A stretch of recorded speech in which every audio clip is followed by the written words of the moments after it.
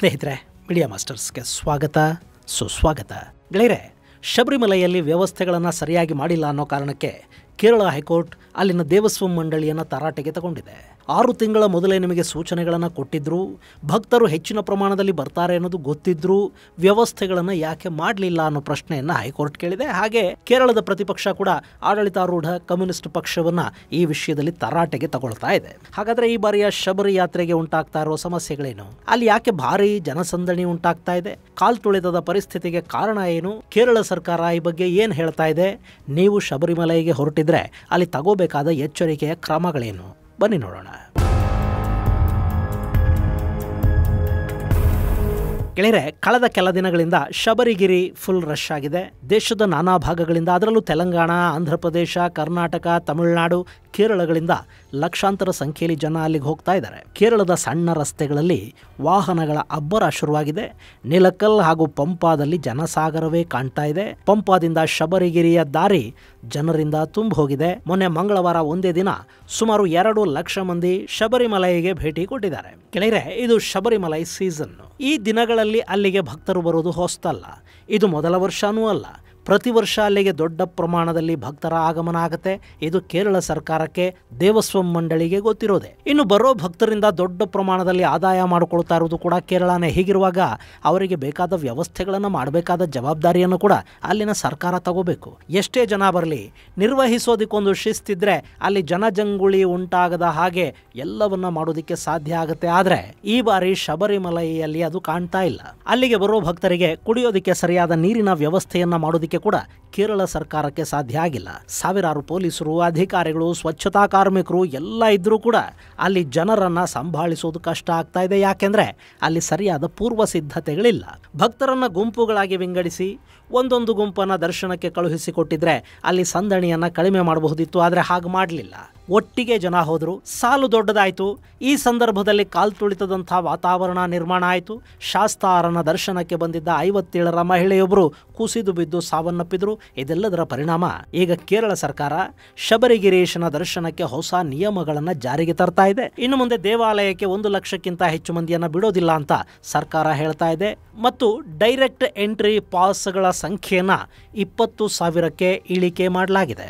ಇಲ್ಲಿ ಈ ನಿರ್ಬಂಧಗಳು ಬುಧವಾರದಿಂದ ಜಾರಿಗೆ ಬಂದಿವೆ ಅನ್ನೋ ಮಾಹಿತಿಯನ್ನ ಟ್ರಾವೆಂಕೂರ್ ದೇವಸ್ವಂ ಮಂಡಳಿ ಹಾಗೂ ಕೇರಳ ಪೊಲೀಸರು ಹಂಚಿಕೊಂಡಿದ್ದಾರೆ. ಇನ್ನು 18 ಮೆಟ್ಟಿಲುಗಳ ಬಳಿಯಲ್ಲಿ ಹೆಚ್ಚು ಕ್ರೌಡ್ ಆಗದ ಹಾಗೆ ತಡೆಯುವ ನಿಟ್ಟಲ್ಲಿ ಒಂದಷ್ಟು ಕ್ರಮಗಳನ್ನು ಕೈಗೊಳ್ಳಲಾಗಿದೆ. ಹಾಗೆಯೇ ಪಂಪಾದಿಂದ ಸನ್ನಿಧಾನದವರೆಗೆ ಭಕ್ತರು ಸಾಗುವ ಹಾದಿಯಲ್ಲಿ ನೀರಿನ ವ್ಯವಸ್ಥೆಯನ್ನು ಮರುಜೋಡಣೆ ಮಾಡಲಾಗಿದೆ. ಇನ್ನು ಕೆಲ ದಿನಗಳ ಹಿಂದೆ ಸುಮಾರು 37,000 ಮಂದಿಗೆ ಒಂದೇ ದಿನದಲ್ಲಿ ಆನ್ ಸ್ಪಾಟ್ ಟಿಕೆಟ್ ಬುಕ್ ಮಾಡಲಾಯಿತು. ಆದರೆ ಇನ್ನು ಮುಂದೆ ಆ ಪ್ರಮಾಣವನ್ನು 20,000ಕ್ಕೆ ಮೀರದಂತೆ ನೋಡಿಕೊಳ್ಳಲಾಗುತ್ತೆ. ಹಾಗೆಯೇ ನೀಲಕಲ್ ಪಾರ್ಕಿಂಗ್ ಸ್ಥಳದಲ್ಲಿ ಈ ಬುಕಿಂಗ್ ವ್ಯವಸ್ಥೆಯನ್ನು ಮಾಡಲಾಗಿದ್ದು, ಇದರಿಂದ ಪಂಪಾದಲ್ಲಿನ ಬುಕಿಂಗ್ ಕೌಂಟರ್ಗಳ ಮೇಲೆ ಒತ್ತಡ ಕಡಿಮೆ ಆಗುತ್ತೆ ಅಂತ ಹೇಳ್ತಾ ಇದ್ದಾರೆ. ಹೀಗಾಗಿ ಮುಂದಿನ ದಿನಗಳಲ್ಲಿ ಭಕ್ತರ ದರ್ಶನಕ್ಕೆ ಯಾವುದೇ ಸಮಸ್ಯೆ ಆಗದ ಹಾಗೆ ಶಬರಿಗಿರಿಗೆ ಬಂದ ಭಕ್ತರ ರಕ್ಷಣೆಯನ್ನ ಗಮನಿಸುವುದಾಗಿ ಕೇರಳ ಸರ್ಕಾರ ಮತ್ತು ದೇವಾಲಯದ ಆಡಳಿತ ಮಂಡಳಿಗಳು ಹೇಳಿವೆ.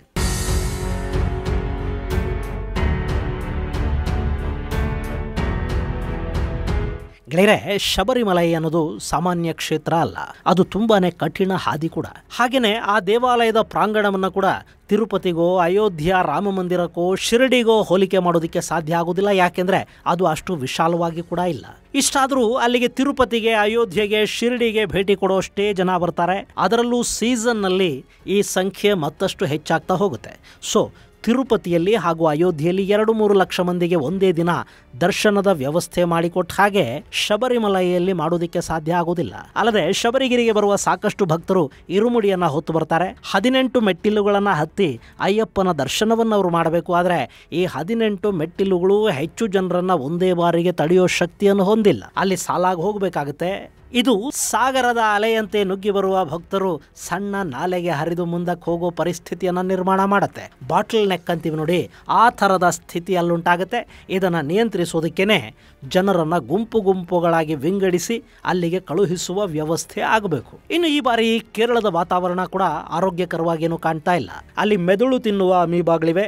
ಹೀಗಾಗಿ ಅಲ್ಲಿಗೆ ಹೋಗುವ ಭಕ್ತರು ತುಂಬಾನೇ ಎಚ್ಚರಿಕೆಯಿಂದ ಇರಬೇಕು ಅಂತ ಕರ್ನಾಟಕ ಸರ್ಕಾರ ಸುತ್ತೋಲೆಯನ್ನ ಹೊರಡಿಸಿತ್ತು. ಈ ಅಮೀಬಾ ತುಂಬಾನೇ ಅಪಾಯಕಾರಿಯಾಗಿದೆ. ಆ ನೀರು ಕುಡಿಯುವಾಗ ಅಥವಾ ನೀರಲ್ಲಿ ಸ್ನಾನ ಮಾಡುವಾಗ ಅಮೀಬಾ ಇರೋ ನೀರು ನಮ್ಮ ಮೂಗೊಳಕ್ಕೆ ಹೋದ್ರೆ ಮೂಗು ಹಾಗೂ ಮೆದುಳನ್ನ ಸಂಪರ್ಕಿಸುವ ನಾಜಲ್ನ ಮೂಲಕ ಅಮೀಬಾ ಸೀದಾ ಮೆದುಳನ್ನ ತಲುಪುತ್ತೆ. ಅಲ್ಲಿ ಮೆದುಳಿನ ನರಗಳನ್ನ ಅದು ಡ್ಯಾಮೇಜ್ ಮಾಡೋದ್ರ ಮೂಲಕ ಮನುಷ್ಯರಿಗೆ ದೊಡ್ಡ ಪ್ರಮಾಣದಲ್ಲಿ ಹಾನಿಯನ್ನ ಉಂಟು ಮಾಡೋ ಸಾಧ್ಯತೆ ಇರುತ್ತೆ. ಹೀಗಾಗಿ ಭಕ್ತರು ನದಿಯಲ್ಲಿ ಮುಳುಗುವಾಗ ಸ್ವಲ್ಪ ಹುಷಾರಾಗಿರಬೇಕು. ಮೂಗನ್ನ ಗಟ್ಟಿಯಾಗಿ ಮುಚ್ಚಿ ನೀರು ಮೂಗಿನ ಹೊಳ್ಳೆಗಳ ಒಳಕ್ಕೆ ಹೋಗದ ಹಾಗೆ ನೋಡ್ಕೊಳ್ಳಿ ಅಂತ ಕರ್ನಾಟಕದ ಆರೋಗ್ಯ ಇಲಾಖೆ ಹೇಳಿತ್ತು. ಹಾಗೆಯೇ ಶಬರಿಮಲೆಗೆ ಅಥವಾ ಕೇರಳದ ಇನ್ಯಾವುದೇ ಭಾಗಕ್ಕೆ ಹೋಗಿ ಬಂದ 1 ವಾರದ ಒಳಗೆ ನಿಮಗೆ ಜ್ವರ ಕಾಣಿಸ್ಕೊಳ್ಳೋದು, ಕತ್ತು ನೋವು, ತಲೆನೋವು, ಕನ್ಫ್ಯೂಷನ್ ಅಂಥ ಸಮಸ್ಯೆಗಳೇನಾದರೂ ಕಂಡು ಬಂದರೆ ಅದನ್ನು ನಿರ್ಲಕ್ಷ್ಯ ಮಾಡಬೇಡಿ. ಕೂಡಲೇ ಸರ್ಕಾರಿ ಆಸ್ಪತ್ರೆಗೆ ದಾಖಲಾಗಿ ಚಿಕಿತ್ಸೆಯನ್ನು ಪಡೀರಿ ಅಂತ ಆ ಸುತ್ತೋಲೆಯಲ್ಲಿ ತಿಳಿಸಲಾಗಿತ್ತು. ಇಂಥದ್ದೇನೇ ಎಚ್ಚರಿಕೆಗಳಿದ್ರೂ ಕೂಡ ಅಲ್ಲಿಗೆ ಹೋಗೋವರ ಸಂಖ್ಯೆ ಏನೂ ಕಡಿಮೆ ಆಗಿಲ್ಲ, ಜನರ ಉತ್ಸಾಹ ಕೂಡ ಕುಗ್ಗಿಲ್ಲ. ಕರ್ನಾಟಕದಿಂದಲೂ ಲಕ್ಷಾಂತರ ಭಕ್ತರಿಗಾಗಲೇ ಶಬರಿಮಲೆಗೆ ಹೋಗಿ ಬಂದಿದ್ದಾರೆ, ಇನ್ನಷ್ಟು ಮಂದಿ ಹೋಗ್ತಾ ಇದ್ದಾರೆ. ಇದು ಮಕರ ಸಂಕ್ರಾಂತಿಯವರೆಗೆ ಹಾಗೆ ಮುಂದುವರಿತಾ ಹೋಗುತ್ತೆ. ಗೆಳೆಯರೆ, ಕಳೆದ ಬಾರಿ ಸುಮಾರು 55 ಲಕ್ಷಕ್ಕೂ ಅಧಿಕ ಮಂದಿ ಶಬರಿಮಲೆಗೆ ಭೇಟಿ ಕೊಟ್ಟಿದ್ರು. ಆ ಸಂದರ್ಭದಲ್ಲಿ ಪ್ರತಿದಿನ 80,000 ಮಂದಿಗೆ ದರ್ಶನದ ಅವಕಾಶವನ್ನು ಮಾಡಿಕೊಡಲಾಗಿತ್ತು. ಆದರೆ ಈ ಬಾರಿ ಅದು ಮತ್ತಷ್ಟು ಹೆಚ್ಚಾಗಿದೆ. ಹೀಗಾಗಿ ಈ ವರ್ಷ ಶಬರಿಮಲೈ ಸೀಸನ್ ಮುಗಿಯೋ ಹೊತ್ತಿಗೆ ಕಳೆದ ವರ್ಷಕ್ಕಿಂತಲೂ ಹೆಚ್ಚಿನ ಸಂಖ್ಯೆಯಲ್ಲಿ ಭಕ್ತರು ಬರುವ ಸಾಧ್ಯತೆ ಇದೆ. ಸೊ ಈ ವರ್ಷ ಮತ್ತಷ್ಟು ಕ್ರೌಡ್ ಮ್ಯಾನೇಜ್ಮೆಂಟ್ನ ವ್ಯವಸ್ಥೆಯನ್ನು ಹೆಚ್ಚು ಮಾಡಬೇಕಾಗಿತ್ತು. ಅದನ್ನು ಈಗ ಮಾಡ್ತಾ ಇದ್ದಾರೆ. ನೀಲಕ್ಕಲ್ನಿಂದ ಬಸ್ ವ್ಯವಸ್ಥೆಗಳನ್ನು ಮಾಡಲಾಗಿದೆ. ಖಾಸಗಿ ವಾಹನಗಳು ನೀಲಕ್ಕಲ್ ಪಾರ್ಕಿಂಗಲ್ಲಿ ನಿಲ್ಲಬೇಕು. ಹಾಗೆಯೇ ಕೇರಳದ ಪ್ರಮುಖ ರೈಲು ನಿಲ್ದಾಣಗಳಿಂದ, ಅದರಲ್ಲೂ ಪಟ್ಟಣಂತಿಟ್ಟ ಸುತ್ತಮುತ್ತಲಿನ ರೈಲು ನಿಲ್ದಾಣಗಳಿಂದ ಸಾಕಷ್ಟು ಬಸ್ ವ್ಯವಸ್ಥೆಗಳನ್ನು ಮಾಡಲಾಗಿದೆ.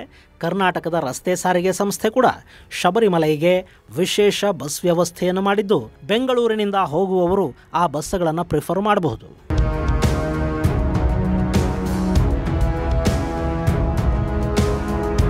ಇನ್ನು ಅಯ್ಯಪ್ಪನನ್ನ ಹರಿಹರ ಪುತ್ರ ಅಂತ ಕರೀತಾರೆ. ಅಯ್ಯಪ್ಪ ಮಹಿಷಿ ಅನ್ನೋ ರಾಕ್ಷಸಿಯನ್ನ ಸಂಹಾರ ಮಾಡಿದ್ನಂತೆ. ಇನ್ನು ಈ ಅಯ್ಯಪ್ಪ ಪಂದಳ ರಾಜನ ಸಾಕು ಮಗ ಅನ್ನೋ ನಂಬಿಕೆ ಕೂಡ ಇಲ್ಲಿದೆ. ಇನ್ನು ಕೇರಳದ ನಂಬಿಕೆಯ ಪ್ರಕಾರ ಈ ದೇವಾಲಯ ಶಾಸ್ತನಿಗೆ ಸೇರಿದ್ದು.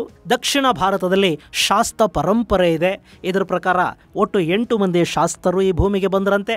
ಅದರಲ್ಲಿ ಮೊದಲನೆಯವನು ಆದಿಮಹಾಶಾಸ್ತ, ಎರಡನೆಯವನು ಅಯ್ಯಪ್ಪ, ಆ ನಂತರದಲ್ಲಿ ಜ್ಞಾನಶಾಸ್ತ, ಕಲ್ಯಾಣವರದ ಶಾಸ್ತ, ಸಂಮೋಹನ ಶಾಸ್ತ, ಸಂತಾನ ಪ್ರಾಪ್ತಿ ಶಾಸ್ತ, ವೇದಶಾಸ್ತ, ವೀರಶಾಸ್ತ ಅನ್ನೋ 8 ರೂಪಗಳನ್ನು ಈ ಪರಂಪರೆಯಲ್ಲಿ ಪೂಜಿಸಲಾಗುತ್ತೆ. ಹಾಗೆ ಈ ಶಾಸ್ತ ಪರಂಪರೆಯಲ್ಲಿ ಕಾರ್ತಿಕೇಯನನ್ನ ಬ್ರಹ್ಮಶಾಸ್ತ ಅಂತ ಕರೀತಾರೆ. ಹೀಗೆ ಶಬರಿಮಲೈ ಅಯ್ಯಪ್ಪ ಬೇರೆ ಬೇರೆ ರೂಪಗಳಲ್ಲಿ ಯುಗ ಯುಗಗಳಿಂದ ಭಕ್ತರನ್ನ ಪೊರಿತಾ ಇದ್ದಾನೆ ಅನ್ನೋ ನಂಬಿಕೆ ಜನರಲ್ಲಿದೆ. ಹಾಗೆಯೇ ಅಯ್ಯಪ್ಪನನ್ನ ಹುಲಿ ವಾಹನ ಅಂತ ಕರೀತಾರೆ. ಅವನು ಹುಲಿಯ ಮೇಲೆ ಸವಾರಿ ಮಾಡ್ತಾನೆ ಅನ್ನೋ ನಂಬಿಕೆ ಭಕ್ತರಲ್ಲಿದೆ. ಇನ್ನು ಅಯ್ಯಪ್ಪನ ಮಂದಿರ ಇರೋ ಈ ಭಾಗದಲ್ಲಿ ಹುಲಿಗಳ ಸಂಖ್ಯೆ ಕೂಡ ತುಂಬಾನೇ ಹೆಚ್ಚಿದೆ. ಸದ್ಯಕ್ಕೆ ಶಬರಿಮಲೈ ಪೆರಿಯಾರ್ ಟೈಗರ್ ರಿಸರ್ವ್ನ ಭಾಗದಲ್ಲಿದೆ. ಹಾಗೆಯೇ ಅಯ್ಯಪ್ಪ ನೆಲೆಸಿರೋ ಶಬರಿಮಲೆಯಲ್ಲಿ ಕೂಡ ಹುಲಿಗಳಿವೆ. ಇನ್ನು ಇದು ಪಶ್ಚಿಮ ಘಟ್ಟದ ಪ್ರದೇಶ. ಅಲ್ಲಿ ಪಂಪಾ ಸೇರಿದ ಹಾಗೆ ಸಾಕಷ್ಟು ನದಿಗಳು, ಹೊಳೆಗಳು ಹರಿಯತ್ವೆ. ಇಂಥ ಸ್ಥಳಕ್ಕೆ 2 ತಿಂಗಳಲ್ಲಿ 60 ಲಕ್ಷ ಜನ ಹೋಗಿ ಬರುವುದು ಅಂದರೆ ಆ ಕಾಡು ಎಷ್ಟು ಗಲೀಜಾಗಬಹುದು ಅಲ್ವಾ? ಹೀಗಾಗಿನೇ ಅಯ್ಯಪ್ಪನ ಭಕ್ತರಲ್ಲಿ ಒಂದು ವಿನಂತಿ, ನೀವು ಎಷ್ಟು ಶುದ್ಧ ಮನಸ್ಸಿನಿಂದ ಅಯ್ಯಪ್ಪನನ್ನ ನೋಡೋದಕ್ಕೆ ಹೋಗ್ತಿರೋ, ಎಷ್ಟು ಪವಿತ್ರ ಭಾವದಿಂದ 18 ಮೆಟ್ಟಿಲುಗಳನ್ನು ಏರ್ತಿರೋ, ಅಷ್ಟೇ ಶ್ರದ್ಧೆಯಿಂದ ಅಯ್ಯಪ್ಪನ ಕಾಡನ್ನು ಕೂಡ ಕಾಪಾಡೋ ಕಡೆ ಗಮನ ಕೊಡಿ. ಅಲ್ಲಿ ಪ್ಲಾಸ್ಟಿಕ್ ಅನ್ನು ಬಳಸೋದಕ್ಕೆ ಹೋಗಬೇಡಿ. ನಿಮ್ಮ ಬಟ್ಟೆಗಳನ್ನು ನದಿಗಳಲ್ಲಿ ಎಸಿಬೇಡಿ. ಎಲ್ಲೆಂದರಲ್ಲಿ ಗಲೀಜು ಮಾಡಬೇಡಿ. ಜಲಮೂಲಗಳು ಹಾಳಾಗದಂತೆ ಕಾಪಾಡಿ. ಇಷ್ಟು ಮಾಡಿದ್ರೆ ಅಯ್ಯಪ್ಪ ಖಂಡಿತ ಸಂತೃಪ್ತನಾಗ್ತಾನೆ, ನಿಮ್ಮ ಇಷ್ಟಾರ್ಥಗಳನ್ನ ಈಡೇರಿಸ್ತಾನೆ. ಹಾಗಲ್ಲದೆ ಅವನ ಮನೆಗೆ ಹೋಗಿ ಅದನ್ನ ಗಲೀಜು ಮಾಡಿ ಬಂದ್ರೆ ಖಂಡಿತ ಅಯ್ಯಪ್ಪನ ಕೋಪಕ್ಕೆ ನೀವು ತುತ್ತಾಗಬೇಕಾಗಿ ಬರುತ್ತೆ. ಇದು ಗೆಳೆಯರೆ, ಅಯ್ಯಪ್ಪನ ದರ್ಶನಕ್ಕೆ ಕೇರಳ ಸರ್ಕಾರ ವಿಧಿಸಿರುವ ಹೊಸ ನಿರ್ಬಂಧಗಳ ಕುರಿತಾದ ಒಂದಷ್ಟು ಮಾಹಿತಿ. ಮುಂದಿನ ಸಂಚಿಕೆಯಲ್ಲಿ ಮತ್ತಷ್ಟು ವಿಶೇಷಗಳ ಜೊತೆ ಮತ್ತೆ ಭೇಟಿಯಾಗೋಣ. ಅಲ್ಲಿವರೆಗೆ ಜೈ ಹಿಂದ್, ಜೈ ಕರ್ನಾಟಕ.